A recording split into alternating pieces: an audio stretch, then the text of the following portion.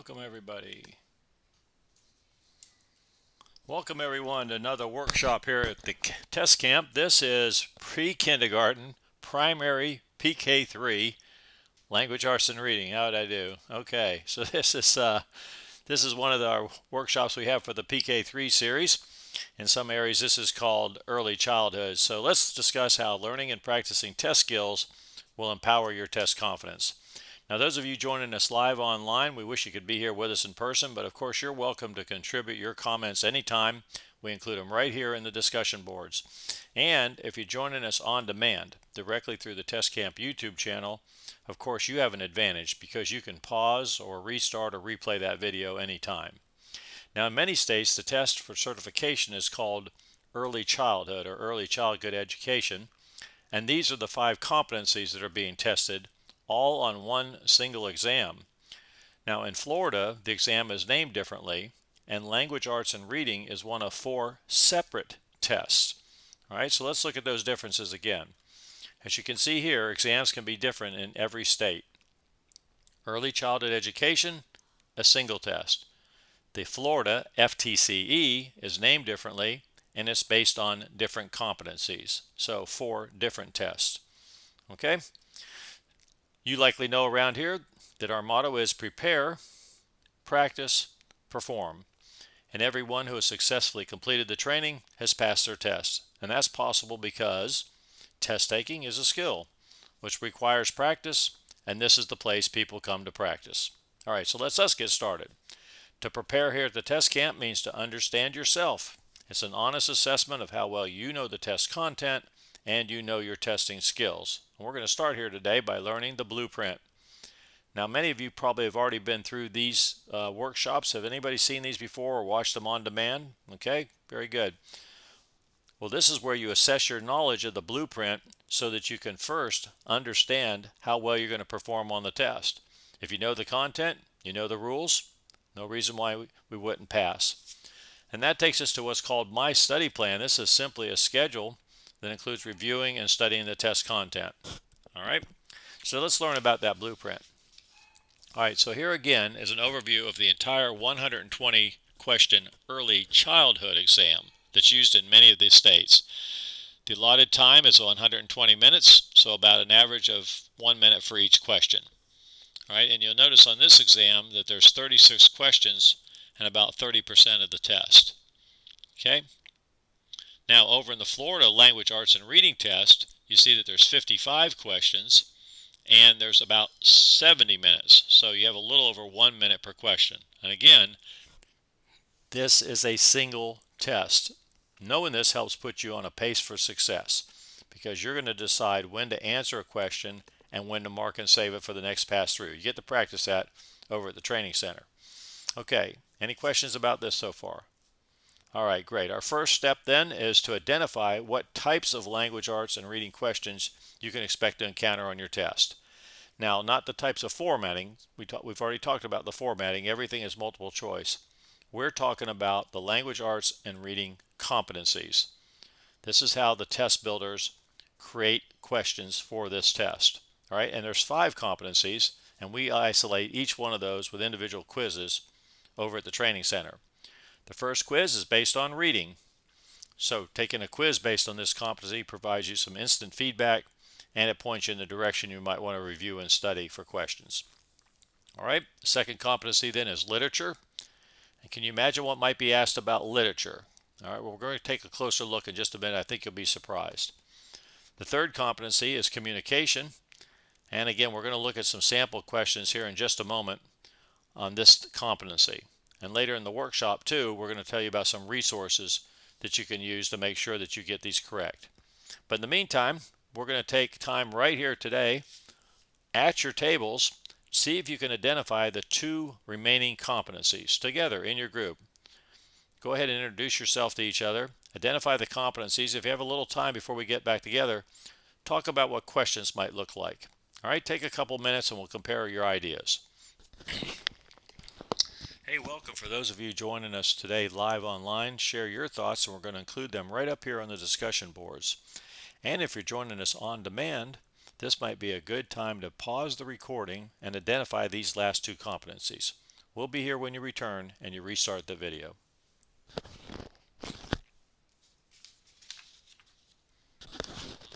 We're gonna get started. All right, this group down here, what did you identify as one of the competencies? Teaching. Okay, very good. And the other one would be assessment. Teaching actually is going to be that last one there. Now, how did you know that? Why did you think assessment? Oh, you've taken this test before. Okay, so that's how you know. All right. Did you buy a study guide for it? Oh, goodness. All right. Well, we'll talk more about study resources later in the workshop. And like you said, the last is teaching also. That's the fifth competency. For those of you who attended the other workshops, you might remember in all the Florida subject area exams is going to have a part of it's going to be teaching, and that's up to 20% of the test. Yes, that's right. Now, the general knowledge test, that's not a subject area exam, but the general knowledge test does not include teaching. You were correct. That was just basically knowledge. It was those 4 areas, wasn't it? Well, let's take a closer look at each competency, beginning with reading. You might remember that reading is one of the 4 competencies on the general knowledge test, speaking of that. And reading is also a competency on the PK-3 test. But look what happened on the GK reading test. Remember what it was? It was reading comprehension. Right. So you had to actually read passages and then you were tested on these ideas. Okay, so now you're remembering this, right? Remember these skills? So who was being tested on this test about their reading skills? Yes, you are. Right. Not on this test. All right. Can anybody describe the competency for PK reading? Who's learning the reading? The students are. Yeah, so the process is helping the students learning to read, which on the test information guide published by the state is called emergent literacy. So we could stop right there. That's what this is about. This whole reading area is about emergent literacy because teachers at all grade levels are expected to know these reading concepts and use them effectively in their teaching. Okay, so again, we see that reading competencies on the GK are very different than those on the subject area exam. GK tested your reading comprehension. PK3 is testing your knowledge of the reading process, how students learn to read. All right, those of you who are considering the elementary education test at some point, any of you thinking about maybe trying this test? Okay, good.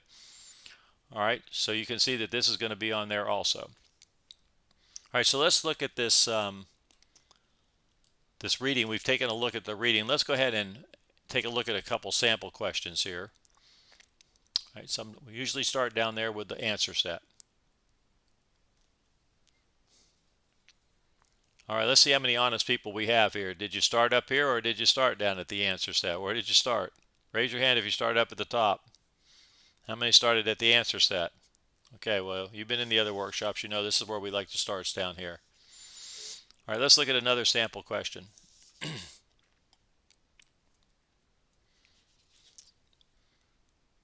All right, definitely about reading, isn't it? And one more. Make sure you start down here again. Go. I only gave you the answer set. Is this going to be a reading question? Sure it is. All right, so that's how it works. That was reading. The second competency is literature. And according to the test information guide here, it says the skills you need to demonstrate on this test include genres and devices. So what are genres? Anybody know this? Categories, there you go. And then what are devices? Okay, well here it means the tools or the techniques you can use, that authors use. In fact, this is so important. Let's go ahead and take a discussion break on this too. I talk about this at your tables. How does an author use literary devices to grip the reader's imagination? Take a couple minutes. There's more than just these 3 out there. Take a couple minutes and we'll see what you come up with at your table. Hey, for those of you joining us today live online, welcome again. And thanks for sharing your thoughts because we're going to include them right up here on the discussion boards. And if you're joining us on demand, this might be another good time to pause the recording and test your knowledge of literary devices. We'll be here when you return and restart that video.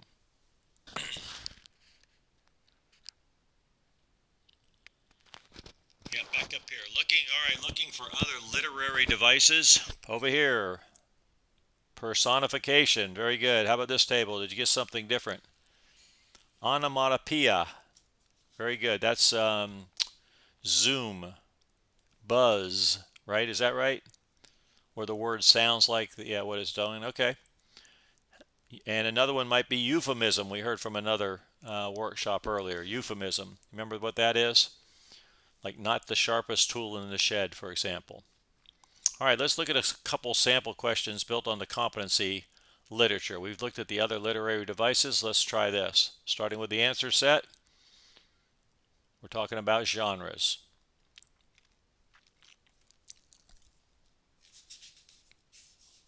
All right, here's another example.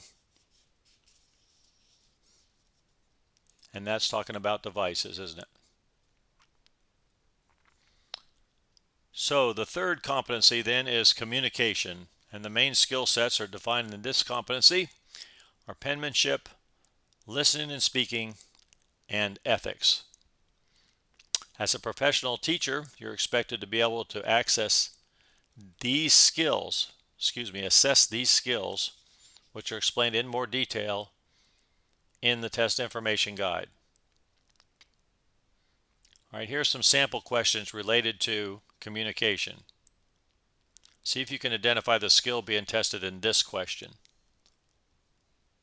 Pretty easy, right? Penmanship. Okay, we're moving on to the next one here. What's just the skill? It says it right there, doesn't it? Listening skills. There you go. And I think we have one more. Which skill is this? Ethics. Right. All right, is that helpful? Everybody's got that? The fourth and fifth competencies we're going to talk about together. They're teaching, and part of teaching, of course, is assessment. So teaching is a term that includes planning and these competencies, like I said, including assessment. All right, you've heard about the FEAPs before, the Florida Educator Accomplished Practices, FEAP, right? Have you seen the workshops yet that we do for these? Yeah. All right, well, if you do, you'll know that environment includes small groups, centers, that kind of thing. It's learning environments, teaching strategies that encourage cooperation, and differentiated assessments. And like we mentioned earlier, unlike the general knowledge test, teaching is a major part of this test. It's up to 20% of the total score. All right, let's take a look at a couple sample questions here.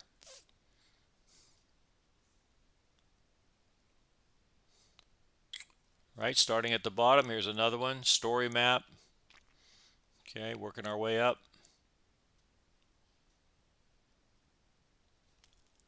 And I think there's one more. Yep, here we go.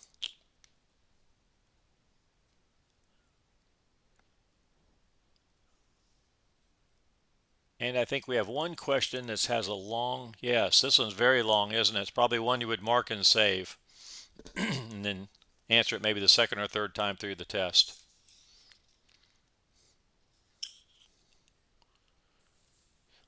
Okay, so those are the 5 competencies. What do you think these numbers might represent for the Florida test?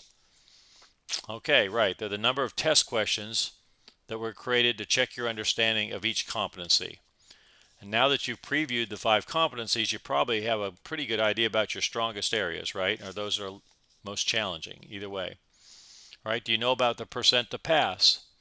What have you heard? Well, the score of 71% is correct. That's what you need, and there's 55, so you're looking to answer 39 out of 55. In the training site, we say, go find your 39. Don't be concerned with those that you can't do. All right, one last way to look at these competencies is to say, which would you choose? Let's say the whole test was going to be based on just one of these competencies, and you could choose any competency. Time's not an issue. Which would you choose? Going to talk about that here at your tables, and then talk about which one might be more challenging for you. Okay, we'll come back as a group and compare your ideas. Okay, again, one last time, thank you for joining us, those folks that joined us live online. And you can share your thoughts about this. We'll include them in the discussion. And for you folks joining us on demand, thanks again for joining us here today. Of course, you can pause the recording anytime. List some of your thoughts about how you review and study for a multiple choice test like this. And we'll be here when you return and restart that video.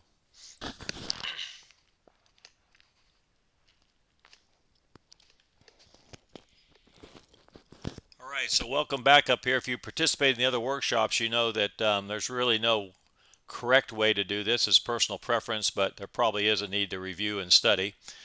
And that's what you've been doing here. You've been getting ready. You prepare for this test. You join this workshop. I hope it's been helpful for you here today. It has. Helps you put these things in order, right? You got some more knowledge and maybe you didn't know about it. Help you gain some confidence. Well, another way to prepare is to select the tools or the resources you might need and the most reliable resources for guaranteeing that you're going to pass this thing on the first attempt. So expect to see along the pathways over in the test skills training sites these signs that are there. These are messages that are put out by folks that have gone ahead of you. They've been through this all before, and so they come back and they leave encouraging messages that we post up. And in this case, the message is, like on many of these tests, is just don't spend any of your time, and especially any money, on expensive resources. You just don't need them for this kind of test. The curriculum only goes up through maybe 7th or 8th grade. Beware too, they say, of commercial webinars. Have you heard about this? These are good example. Avoid paying for free test information and avoid paying for free strategies like we talked about here today. So anyway, avoid those commercial webinars. They are also warning about tutors, because there's tutor and tutor companies out there. That might be an option for a more challenging test, but certainly not this one. And they've been burnt by overpriced study guides, they're reporting. Anybody have felt that before? Have you seen these study guides are out there? They're being sold for profit. You have to kind of beware of what you're buying there. Some of them are out of date. And of course, many of them are free or inexpensive. We can show you how to find those here in just a moment. And their main recommendation is to find inexpensive resources in textbooks. Yes, that are the most effective. Now that you know the competencies being tested, use textbooks to review and study the test content if that's what you need to do. Over at the testing site, there's the My Resources area, and there's a guide right there that shows you how to get right straight to the test information guides. And there's even some practice questions in there too. So it gives you a really good idea. You're going to know exactly what's going to be on the test before even you come over and start training. And speaking of that, their main recommendation is not to invest time and money on resources, but invest in yourself. Go ahead and practice these test skills. You can expect to gain confidence, and you can expect to gain personal independence that you can pass on to your students by learning the skills. Now, your pass provides admission to all of these training areas. And you see up there at the top is one called My Test. That's the activity that helps you check your understanding of the test blueprint, everything we talked about here today. And you can also take a pre-test before training right there in the My Test area. This is the test camp problem solving system. The first step is to finding a correct answer, is what we were doing here today. You identify the type of question by its competency. Hundreds of questions over there, so you'll be able to practice that. It'll become second nature. Quizzes and tests are available. They provide an opportunity to practice your test skills while assessing your test content knowledge. And the quizzes are all based on the competencies. You can even see down there at the bottom, quiz 6, that's a combination test, a quiz that you can try many times. And that gets you ready for the practice test. Yes, go ahead, right back over here. I'll repeat for the folks listening in on the recording. Yes, you get several attempts on the practice test, up to 3. Everything is randomized each time on these tests. You'll see features that you can expect on your test day, like there'll be a timer. There'll be that mark and save button we've kind of been talking about. And that post-test can help you earn points towards a professional test certificate too, and that guarantees your success. So then you can expect to perform with confidence because you have the knowledge and you've earned the skills during the training. So let's head on over there. There's no better time than now to empower your test confidence.